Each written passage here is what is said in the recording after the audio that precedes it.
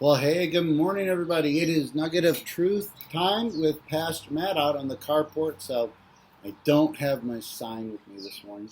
It is Nugget of Truth number 62. Let me see if I can do this without my glasses. Nugget of Truth number 62.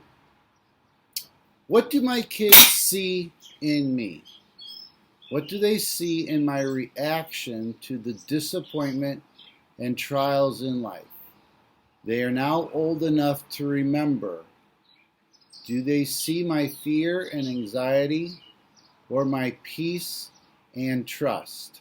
I remember exactly I think I remember what was going on when I wrote this.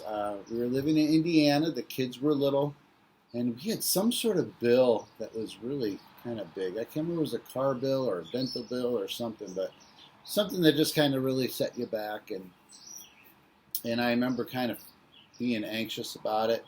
And then I remembered my kids now are old enough to remember how I react to stuff. When they're little, they don't know anything, and they don't know anyways. But and then I realized, wow, I need to model peace and trust in front of them, because it's not right for them to grow up seeing me fearful and anxious about stuff.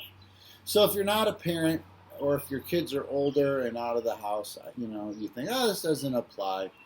But in some measure, we do model, even now, regardless of your stage in life, single or no kids, or your kids are out of the house already. We do model. We do model. And it's important for us not to pretend, not to be fake, not to put a facade. There's a balance there. Nobody wants you just to pretend. But at the same time, I think we do need to be aware there's a balance. There's a balance in that. And we do need to be cognizant of the fact that other people are watching us. And if we're freaking out about stuff, that's not it's not good. So there's one little word here, trust, that was at the very end. My peace and trust. And this is, I think I'm going to end up talking more about this, because what does God want from us? Now, we automatically think, oftentimes our thoughts go to obey, to love Him, to obey Him, to live a righteous life.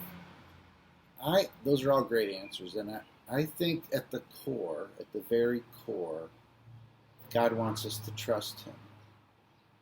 God wants us to trust Him, not just to believe in Him for salvation, not just to believe that He died on the cross, that Jesus died on the cross, and now we go to heaven when we die. All these are hugely important. I think God wants us to trust Him,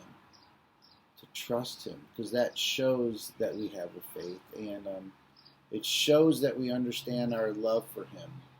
And his love for us. Sorry, it shows that we understand His love for us when we trust Him. It's hard to be distrustful of somebody that you don't think loves you. So, anyways, so I just wanted to tack that on, although it's a pretty heavy nugget on its own. That's what God wants.